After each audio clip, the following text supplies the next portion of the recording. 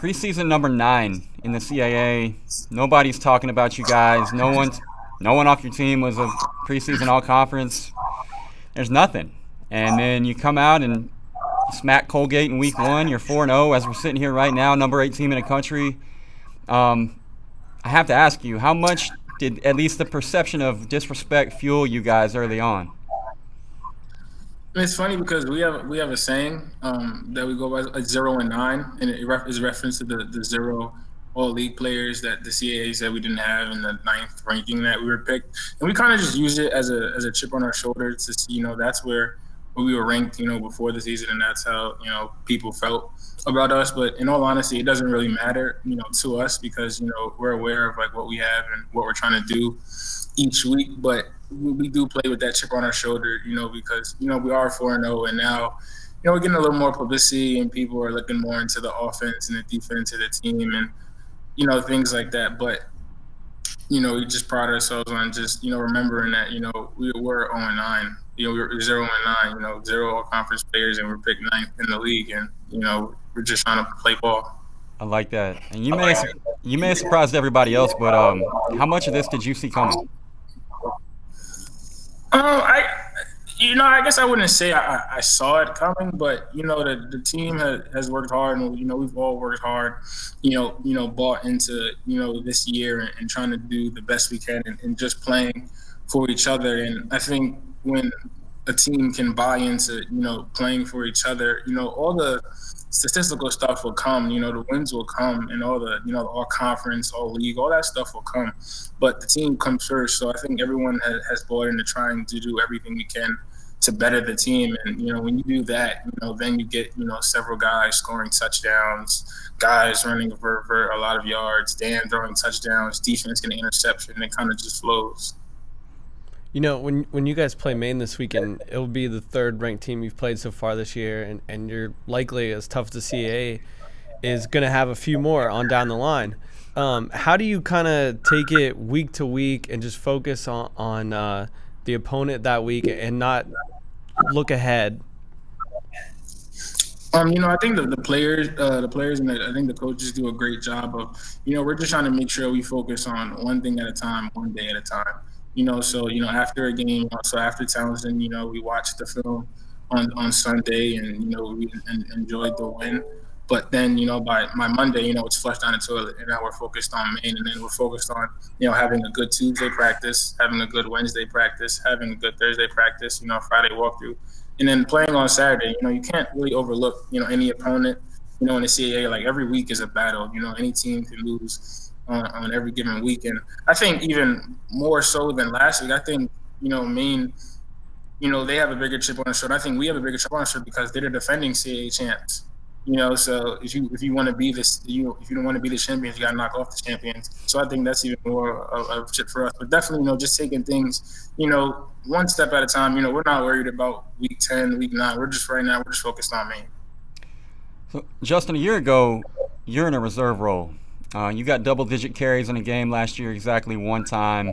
You rushed for 263 yards on the year. And, dude, you went for 194 last week alone. Career high, by the way. Congratulations. And you lead the championship subdivision with 556 yards through 4 games.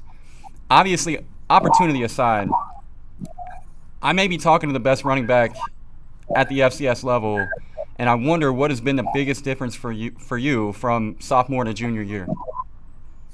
I think definitely. I think the game has overall slowed down. I think my redshirt freshman year, sophomore year, the game moved a little faster. And I think now with Coach Bowden and the offense, and us kind of learning the offense together, the game is so much slower now, and I think I'm much more comfortable in my reads, and the game has slowed down in terms of just running the ball, and I think it helps. Offensive line is playing really well, but I think the biggest growth for me is kind of maybe mentally, kind of understanding, looking at the defensive line fronts, like looking at where the backers are lined up, and maybe like just slowing my reads down and kind of just going from there. And I think I'm out on the field. Running the ball, kind of it looks much different, from the sideline and on the field, but it's kind of just moves really slow, and I'm able to, read and just use my vision and, run. No question. Hey, I want to double down on the history lesson, though. Bronx Player of the Year, first team All-State, All-City, All-League. You had 2 FBS offers, Army and Navy. Then you go to Villanova, you redshirt, you're a backup. And finally, you're the guy in the backfield. And all you've done is put yourself in the Walter Payton Award race and put your team right near the top of the polls. You realize that you basically are the epitome of what Villanova football is this year, which is a guy that no one talked about, a team that no one talked about, and you're playing with a chip on your shoulder and proving everybody wrong. Yeah, I actually kind of like that part. I told my mom, I think we like being an underdog. We kind of like when people, don't watch us and pick against us. Now we're trying to get a little more. So sometimes you just feel like too many people are talking about us. But we kind of like, week 0, everyone's like, Nova's playing 13th ranked Colgate, they're going to lose, or then Townsend, it was like Nova played, their combined record of 3 teams they played are 0-9. They're not going to beat Townsend. So it's kind of funny because now it's like people are like, okay, like Nova football is really good. They have a good offense, a good defense. But, it's kind of, we just try to like not pay attention. Sometimes I'd rather just prefer people not to talk about us at all. Like we're Sorry. just, we're just, like we're just a team, we're just a team, trying to play. And, I think, definitely the publicity is great, but I think, definitely, we're just trying to be the best we can be, and that's all we can really focus on. So last year you guys get off to a fast start as well, 3-1 with an FBS win over Temple, and then not the kind of end of the season that you guys wanted. Did you guys learn anything from that that you can carry over into this year for the middle and end of the season? Yeah, it's funny you say that because I think last year translated over really well from this year because like it's funny because the CAA, we weren't returning too many starters, but a lot of people played because of injuries. So a lot of guys who are playing now, who are starting now, have really played a lot, and we've kind of went through that struggle together. And I think last year taught us, like after we beat Temple, and we're kind of on this high horse, and we kind of just felt like we were going to tear through the league. And I think at times we overlooked, maybe a day-to-day game and just the grind, of the CAA. So I think, now we understand the adversity that we're going to go through just on a day-to-day basis and in a game basis. And I think it kind of really showed, against Townsend, like we scored, they scored, we scored, they scored, we turned the ball over, they scored, they turned the ball over, we scored. But on the sideline, it was never a sense of doubt or, like we're going to lose or we're mad at the defense or the defense is mad at us. And I think last year it definitely helped us just to understand that, at the end of the day, we're just trying to win.